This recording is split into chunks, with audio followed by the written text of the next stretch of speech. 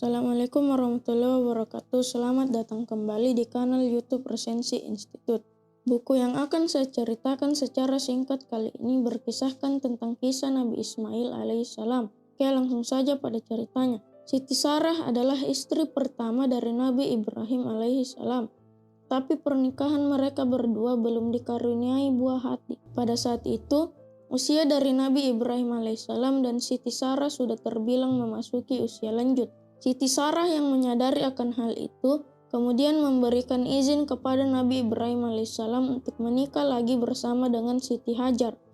Nabi Ibrahim alaihissalam selalu memohon kepada Allah agar diberikan sang buah hati. Doa dari beliau pun dikabulkan oleh Allah. Pernikahan bersama dengan Siti Hajar dikaruniai satu buah hati laki-laki yang diberi nama Ismail. Nama yang diberikan itu mengandung arti yang sangat dalam menurut bahasa Ibrani, yaitu Isma berarti mendengar dan El berarti Allah. Jadi Ismail adalah Allah Maha Mendengar. Nabi Ibrahim alaihissalam memberikan nama Ismail karena Allah sudah mendengar dan mengabulkan permohonannya. Nabi Ibrahim alaihissalam melakukan hijrah ke Mekah atas dasar perintah Allah. Beliau melakukan hijrah bersama dengan istri kedua yang bernama Siti Hajar dan anaknya Nabi Ismail alaihissalam. Perintah dari Allah ini muncul karena Nabi Ibrahim mengambil keputusan setelah melihat istri pertamanya kurang senang dengan kebahagiaan yang dirasakan oleh Nabi Ibrahim alaihissalam dan Siti Hajar. Hijrah ke Mekah ini dilakukan dengan menaiki unta dan setelah sampai di Mekah mereka mulai mencari tempat untuk berteduh. Ditemukanlah sebuah pohon yang bisa digunakan untuk tempat berteduh. Pohon itu adalah pohon dauhah dan mereka pun segera turun dari unta. Nabi Ibrahim alaihissalam mulai meninggalkan istri beserta anaknya di bawah pohon dauhah. Sebenarnya Nabi Ibrahim alaihissalam tidak tega untuk meninggalkan istri dan anaknya di tempat yang sangat sunyi dan sepi itu. Tetapi semua ini karena perintah Allah, sehingga Nabi Ibrahim alaihissalam tidak ingin melanggarnya. Sebelum pergi meninggalkan istri dan anaknya, Nabi Ibrahim berpesan kepada istrinya, "Tetap bertakwalah kepada Allah yang telah menentukan kehendak-kehendaknya. Percayalah pada kekuasaan dan rahmatnya. Dialah yang memberikan perintah kepadaku untuk membawamu ke sini. Dialah yang akan memberikan perlindungan di tempat yang sunyi ini. Seandainya bukan karena perintah dari wahyu dari Allah, aku sama sekali tidak tega untuk meninggalkan kamu bersama anakku yang aku cintai. Percayalah wahai Hajar bahwa Allah tidak akan menelantarkan kalian berdua tanpa perlindungannya. Rahmat dan berkahnya akan selalu turun untuk selama-lamanya. Insya Allah." Siti Hajar hanya membawa bekal air minum seadanya dan beberapa biji buah kurma. Hati Siti Hajar merasa tenang setelah mendengarkan pesan dari Nabi Ibrahim alaihissalam. Di tempat sunyi itu, Siti Hajar mulai berdoa kepada Allah agar selalu diberikan perlindungan agar mampu bertahan di tempat yang gersang dan tandus itu. Di tempat yang sunyi dan tidak ada orang selain Siti Hajar dan anaknya, Ismail harus merasa kesepian.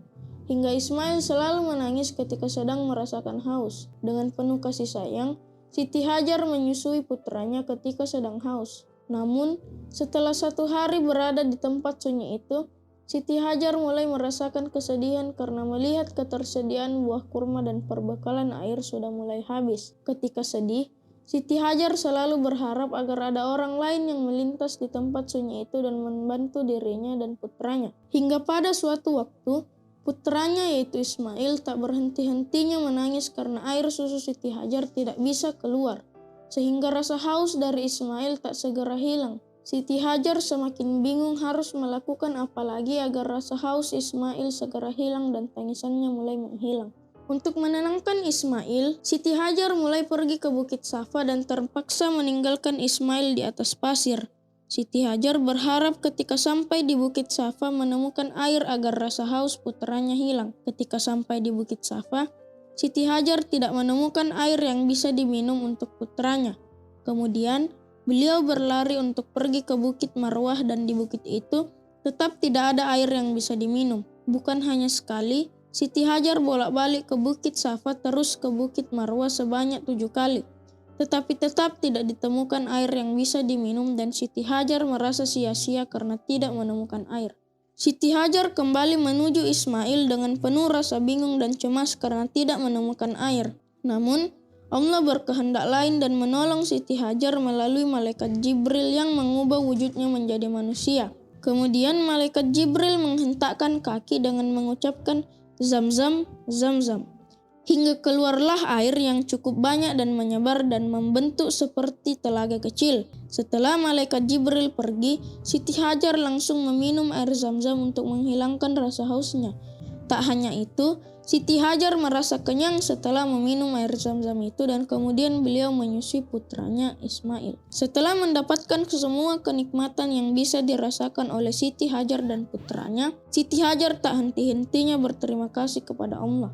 Air Zamzam itu memberikan banyak sekali manfaat bukan hanya untuk Siti Hajar dan Ismail saja, tetapi kepada banyak orang.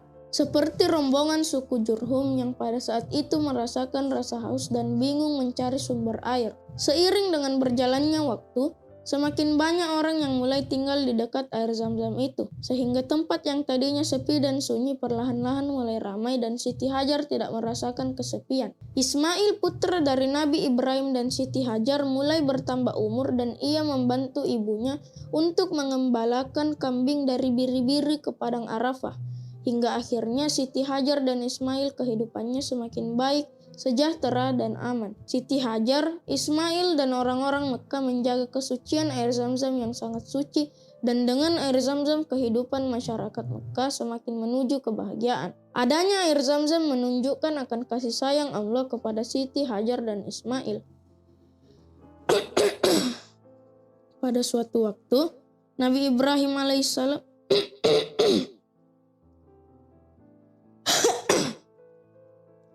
Pada suatu waktu, Nabi Ibrahim alaihissalam sangat ingin bertemu Siti Hajar dan Ismail, dan beliau meminta izin kepada Siti Sarah untuk pergi menemui Siti Hajar dan Ismail.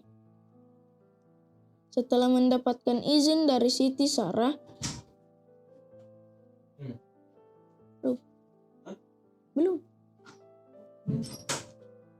Nabi Ibrahim alaihissalam mulai beranjak pergi ke tempat di mana beliau meninggalkan istri dan anaknya di tempat yang sunyi dan sepi. Sesampainya di tempat yang dituju, Nabi Ibrahim alaihissalam terkejut karena tempat yang dulunya sepi, kini sudah ramai dan dihuni oleh banyak orang serta kehidupan dari istri dan putranya semakin baik dan sejahtera.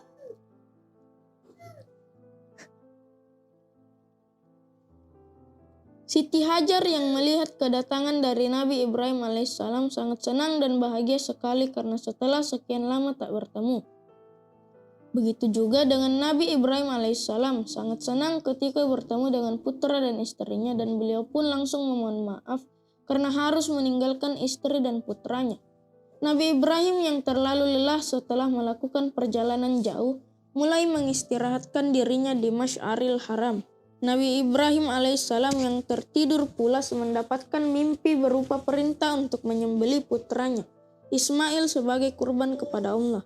Setelah mendapatkan mimpi itu, Nabi Ibrahim alaihissalam segera terbangun dari tidurnya dan berpikir sangat lama sambil berusaha mengartikan maksud dari mimpi menyembelih putranya. Hingga sampai pagi hari, Nabi Ibrahim alaihissalam tidak bisa memejamkan matanya dan terus berusaha untuk mengartikan mimpinya itu.